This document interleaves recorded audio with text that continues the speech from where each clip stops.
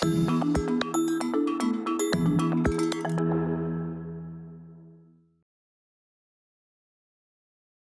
here with Bethany Kobe from Technology Will Save Us. So you started the company in 2012. Mm-hmm. When we say the company, the brand, what is it that you started? What is it that you sell? What is it that you start a movement around? So Technology Will Save Us, we make DIY kits that teach young people and families how to make things with technology. The kits are all essentially vehicles for education, what we call 21st century skills. So soldering, electronics, programming, design, problem solving. But we design them around what we call everyday themes. So gardening, cycling, gaming, music, things that kids are already excited about. And we lead with the benefit. We lead with what you can do with the tech, not with the tech. It just so happens that in order to make that thing, you have to learn programming, or you have to learn about circuits, or you have to learn how to problem solve something to actually manifest this thing you want to make. Now there's 18 people, I've met some of them. Mm-hmm. They are quite amazing people. How do you attract people like that to such a small startup? I think there's a few things. One, when you are representing and have a really strong mission and purpose, I think you automatically attract people with values that really want to be a part of building something that's inherently going to try and change the world in some capacity. So we still have our first employee. She literally was sitting in my kitchen. She was called the producer, and now she leads up learning partnerships, which is pretty amazing. And I think that the fact that we have a really mission-driven business has helped us to attract really great kind of people with similar values. I think also because we're tapping into this area of learning and education, we have a very design-led approach to that. We also attract really creative people. And then also because we're talking about young people, we attract people that care about young people and their potential. So I think we have a lot of ingredients that mean we attract some really great people. And I think if you kind of stay true to that, you continue to do that as you grow as an organization. So I've been tracking what you're saying. You've used the word do or make about 3 times as often as the word learn. Mm-hmm. And looking around the table, some of these products are not your own, and looking at some of the things we have at our home, the chemistry set, the electrical kit, they sort of seem to be collecting dust. What's the trick? I mean, those are obviously competitors in some sense to your business.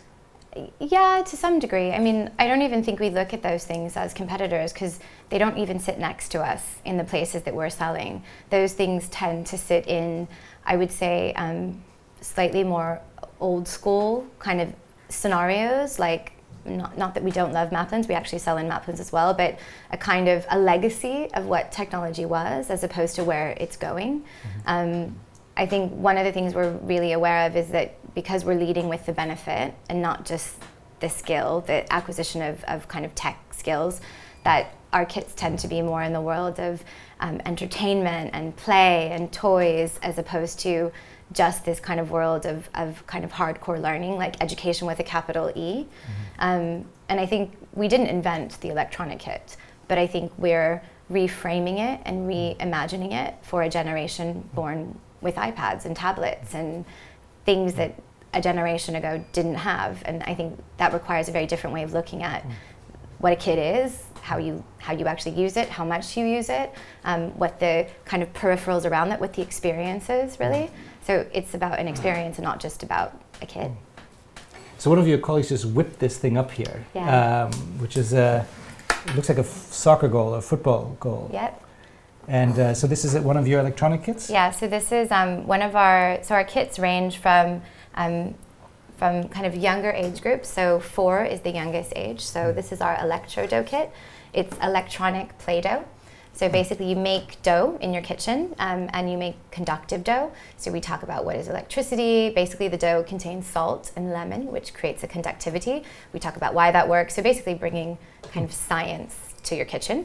But then you're using something as simple as dough to basically make LEDs turn on, buzzers buzz, motor spin. You're basically making a circuit. And I think the fun thing about this is for, quite frankly, a lot of families and a lot of young people, it's the first time they've ever seen an electronic component. It's maybe the first time as a family you've talked about electricity or the word conductivity. You mentioned the word stories. What's a brand story and why would somebody share it?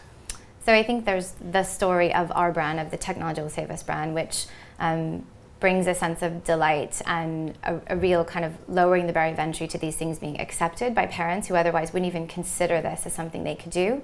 I mean, we're selling LEDs and circuit boards in places like Selfridges. That doesn't happen. But I think it's because we've created an ecosystem around entertainment, excitement. It's all based on learning, but that really gives a sense of I can be part of that, which I think is really important from a parent perspective.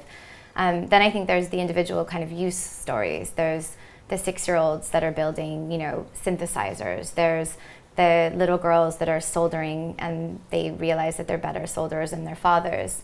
There's the teachers that are, struggling, quite frankly, to try and bring in technology that's engaging and really empowering for young people and trying to tick boxes on the curriculum, but doing it in a way that actually means something to the young people.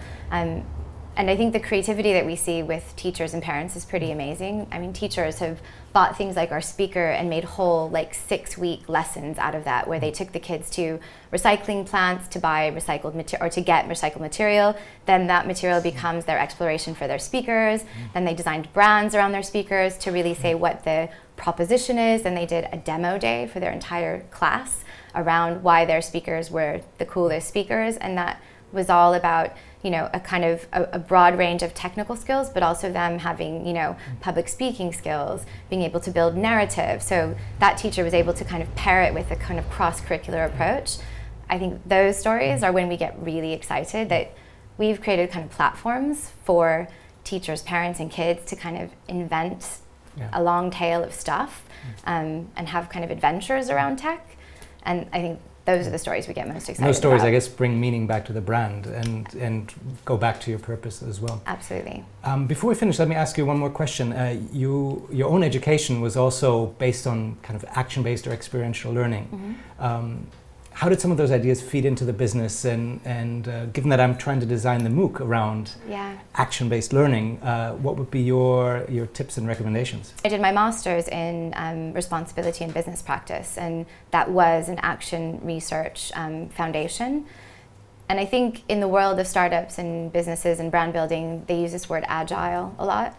And I think we were doing that without really even thinking that was what we were doing. I mean, it is what we were doing, but we can't help ourselves but test something, put it in the world, get feedback, iterate on it, make it better. That's kind of so embedded in the way we do things as makers and designers in this business that, I think that's just kind of the way we approach solving problems and building our organization. I think the challenge when you're that kind of iterative is then creating processes that help you to streamline that without taking the magic out of the unexpected, because that's one of the things that's always exciting. You don't know, you don't have to have the answer. It's about putting it in the world to get some feedback to then put it back into a loop of understanding. Wow, great. Well, that's inspiring. It's an inspiring story, and I hope I can take some of that on board for this MOOC as well. Thank you, Bethany. We're here outside of Technology Will Save Us, and there's really 3 important messages from this visit. 1, it's about the experience. There's no value outside of the customer experience. We'll come back to that. The second is it's learning by doing.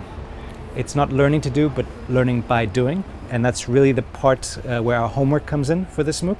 And the third part is the purpose-led business. And we'll come to that next.